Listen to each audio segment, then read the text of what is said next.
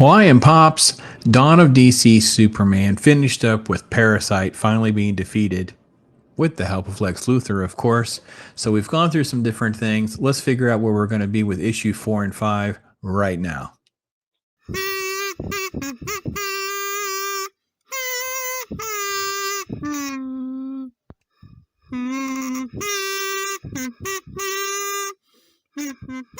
All right, I am Pops. Kryptonite Claws coming through. What are we going to get? What are we going to get? Well, we're going to get a twist and a turn that jumps right out of the gate at us here, where here we have the same kind of villains continued. We're not leaving anything. Williamson's going to kind of add on now, keep pulling that string along with Dr. Pharm and Graft, and here they're going to attack Silver Banshee. Now, I don't know that I loved all of the color palette in this issue, but I did enjoy some of the changes and the action and that kind of thing.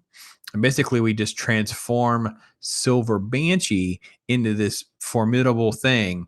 Meanwhile, you have this whole backstory with Lex, whether or not he's going to help and work with Superman or not, whether or not he'll even tell Superman what his history is with this pair, Pharm and Graft. And that's kind of what this issue is. It's a lot of this back and forth before all of this stuff's happening. This is a young Lex. I don't know. Do you like that design, that look of Lex? This red-haired kind of this is the early version of Dr. Pharm gathering up this sort of like metropolis, homeless people and that kind of thing. And they're doing experimentation. And then this is young Lex, and you can see this green and purple with an L on it. I guess he's got like a Liefeld utility belt going on here. I don't know that I really cared too much. I definitely didn't care for the fact that they're called farm hands. These red pill head things that they farm hands really. Um. Anyway, this is the essence of all of this. Superman doesn't want to believe it. He goes to investigate. There is some stuff down there. Of course, it's a trap. There's the Silver Banshee, and you have that sort of battle sequence down here. And you know, there is definitely there is a quick mention, by the way, a tie-in. I guess we're not going to be done with this. Marilyn Moonlight had this cameo that just shows up out of nowhere in issue number 2, saves Superman, and then just leaves again. So I guess this is a character that they've created. We're going to have all of this sort of like, and again, I can't stand the fact that we do everything to write for a graphic novel. So it's going to be this 6 to 8 issue thing. You're going to see this Marilyn Moon Knight reference in issue 2, and there's going to be this callback in a couple issues. It's going to tie into things. And I just feel like it's just not as tight and as organized as it could be. And it kind of makes it like B level instead of A level. This could really be a great story. And it's fine. It's all fine. And I'm actually enjoying it all for the most part. The biggest thing, again, this is the way it concludes with, that's actually his girlfriend. And I will say that I don't hate any of this. I'm totally in it. But I will say that my biggest complaint will be Campbell's art and more of the color palette. Like the color palette isn't as off-putting as others, but it seems like it's just all over the map. Look at how they do this. Like they have this scene here with Jimmy's hair and stuff, and then you have these cutaways with these weird bubbles and things like that. It's like I just don't care for this sort of like it's almost like poster art instead of comic book art. We have to do these weird things, and I don't know. I don't care about any of that. And then you kind of end up with the whole thing. Quote, chapter 5, the power of love.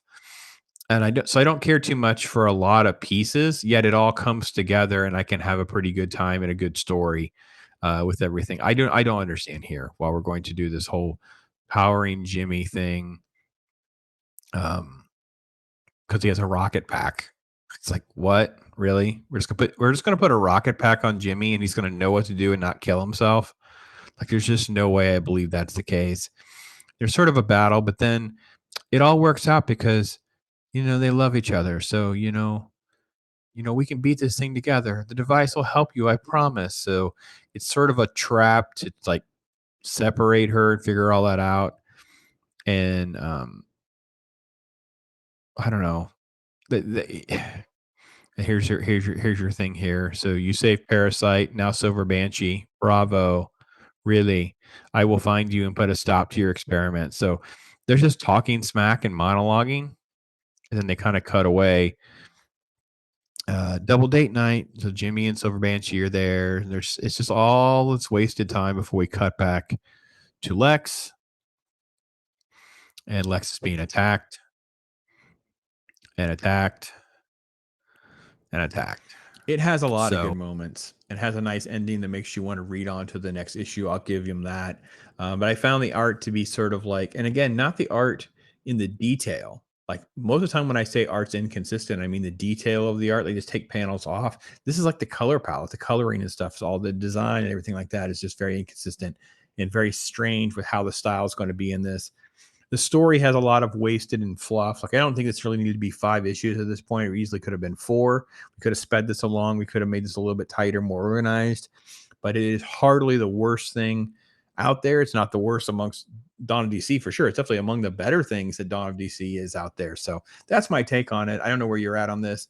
I'm actually enjoying it. I'm still okay to carry on. It's sort of like a soft recommend. It's okay. It's not going to be among the greatest Superman stories of all time or anything like that, but it's a very digestible, fun little read that's going to do well. Probably definitely do well in the graphic market circuit as well. So that's my take on it. Love to hear you guys and your thoughts. I am Pops.